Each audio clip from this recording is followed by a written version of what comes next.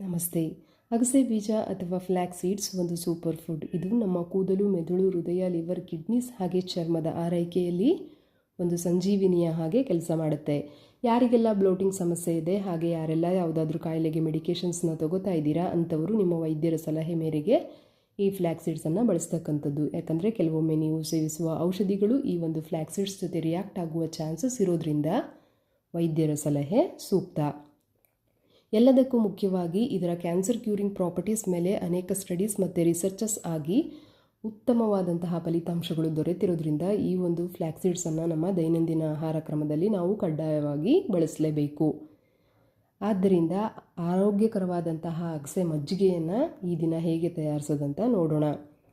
ನಾನಿಲ್ಲಿ 2 ಕಪ್ಪಷ್ಟು ಅಗಸೆ ಮಜ್ಜಿಗೆಯನ್ನು ತಯಾರಿಸ್ತಾ ಇರೋದ್ರಿಂದ 2 ಫುಲ್ ಟೀ ಸ್ಪೂನಷ್ಟು ಅಗಸೆ ಬೀಜಗಳನ್ನು ಒಂದು ಮಿಕ್ಸರ್ ಜಾರ್ಗೆ ಸೇರಿಸ್ಕೊಳ್ತಾ ಇದ್ದೀನಿ. ನಿಮ್ಮ ಹತ್ರ ಕಾಫಿ ಗ್ರೈಂಡರ್ ಇದ್ದರೆ ನೀವು ಕಾಫಿ ಗ್ರೈಂಡರ್ ಕೂಡ ಬಳಸ್ಕೋಬಹುದು.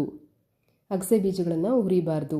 ಈ ರೀತಿಯಾಗಿ ನಯವಾಗಿ ಪುಡಿ ಮಾಡಿಟ್ಕೊಂಡ್ಮೇಲೆ ಅದಕ್ಕೆ 2 ಕಪ್ಪಷ್ಟು ಹಸುವಿನ ಗಟ್ಟಿ ಮಜ್ಜಿಗೆಯನ್ನು ಸೇರಿಸ್ಕೊಂಡು ರುಚಿಗೆ ತಕ್ಕಷ್ಟು ಉಪ್ಪನ್ನು ಹಾಕಿ 1/2 ಟೀ ಸ್ಪೂನಷ್ಟು ಕಪ್ಪು ಕಾಳು ಮೆಣಸಿನ ಪುಡಿಯನ್ನು ಸೇರಿಸಿದ ಮೇಲೆ 3 ನಿಮಿಷಗಳ ಕಾಲ ಇದನ್ನು ಸತತವಾಗಿ ಮಿಕ್ಸರ್ ಮಾಡ್ಕೊಂಡ್ಮೇಲೆ ತಯಾರಾಗೋದೇ ನಮ್ಮ ರುಚಿಕರವಾದ ಆರೋಗ್ಯಕರವಾದಂತಹ ಅಗಸೆ ಮಜ್ಜಿಗೆ. ಇದನ್ನು ನಾವು ತಯಾರಿಸಿದ ತಕ್ಷಣವೇ ಸೇವಿಸಬೇಕು.